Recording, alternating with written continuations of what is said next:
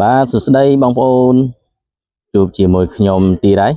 ថ្ងៃនេះខ្ញុំមកបរៀនបងប្អូនរបៀបblock connection VPN នៅក្នុងទូរស័ព្ទដៃរបស់យើងណាហើយមូលហេតុអីបានយើងត្រូវ block connection ការ block connection នេះវាសំខាន់ខ្លាំងណាស់បងប្អូនវាសំខាន់មូលហេតុដែលសំខាន់ដោយសារអីយើង block connection ទៅពេលអ៊ីនធឺណិតរបស់យើងហ្នឹងពេលវាប្រព័ន្ធប្រព័ន្ធអ៊ីនធឺណិតរបស់យើងដាច់វាអាចជួយការពារ page របស់យើងមិនឲ្យធ្លាក់ memory មកខ្មែរពេលយើង block connection បានរួចរាល់អញ្ចឹងណាហើយវាសំខាន់ខ្លាំងបងប្អូនវាសំខាន់ព្រោះទូរស័ព្ទយើងលេងវាអត់ទៀងទេពេលខ្លះអ៊ីនធឺណិតរបស់យើងវាអាចដាច់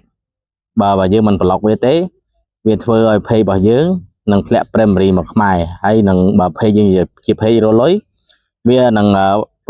ដាច់ការរលុយបងប្អូនដាច់ការរលុយរបស់យើងវាធ្លាក់មកខ្មែរទៅវាដាច់ប្រទេសអញ្ចឹងធ្វើឲ្យវាខកខាននៃការរលុយរបស់យើងហើយអញ្ចឹងយើងត្រូវចំណាយពេល check in មកវា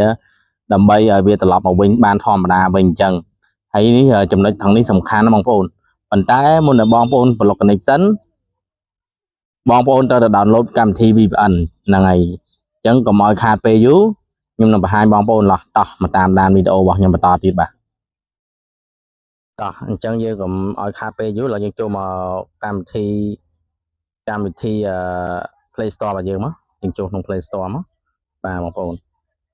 បន្ទាប់ពីចូលយើង Play Store យើងចុច search មកបងប្អូនយើង search យកមក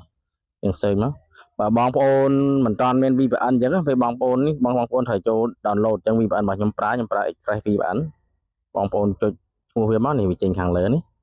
ហើយរបស់ខ្ញុំមួយនេះបងប្អូនខ្ញុំ download រួចហើយប៉ុន្តែខ្ញុំអត់បាន update បន្ថែមទៀតអញ្ចឹងណាហើយសម្រាប់បងប្អូនប្រើ VPN ណាបងប្អូនដោតមកក៏វាអត់ខុសគ្នាដែរអត់ខុសគ្នាជាមួយរបស់ខ្ញុំទេអញ្ចឹងមុននឹង block connection បានអញ្ចឹងខ្ញុំចូលទៅ VPN របស់ខ្ញុំសិនខ្ញុំទៅបើក VPN សិនណាខ្ញុំចូលបើកវាមកបងប្អូនបាទយើងចូលបើកវាមកហើយយើងចុចបើក VPN យើងសិនបងប្អូននេះខ្ញុំបើក VPN យើងបើកទៅយើង block បានតែយើងបើកហើយយើងធ្លាក់វាចេញមកយើងចូលមកកម្មវិធី setting បងប្អូនលោ setting មកនេះ setting បងប្អូនចូលវាមក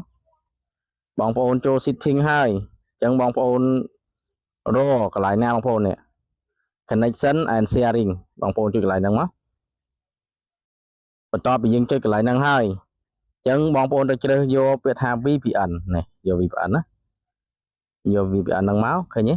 បើកន្លែងហ្នឹងបើសិនជាបងប្អូនអត់មាន VPN ទេវាអត់តាន់ចូលមកហ្នឹងទេអញ្ចឹងបងប្អូនយក VPN ហើយបងប្អូនចុចកន្លែងសញ្ញាទៀនគៀនខាងជ្រុងនេះបងប្អូនចុចវាមកនេះចុចកន្លែងហ្នឹងមកនេះលោតឃើញទេបងប្អូនហើយបងប្អូនបើកខាងលើមួយមកបន្ទាប់មកបើកខាងក្រោមមួយទៀតបងប្អូនយើងត្រូវបើកទាំងពីរហ្នឹងទៅហើយយើងចុចពាក្យថា on មកយើងបើកទាំងពីរហ្នឹងទៅVPN នៅក្នុងទូរស័ព្ទដៃយើងវាប្លុកជាប់ហើយអញ្ចឹងវីដេអូបង្រៀនរបស់ខ្ញុំមានតែប៉ុណ្្នឹងអរគុណដែលតាមដានវីដេអូរបស់ខ្ញុំរហូតដល់ចប់ជួបគ្នាវីដេអូក្រោយ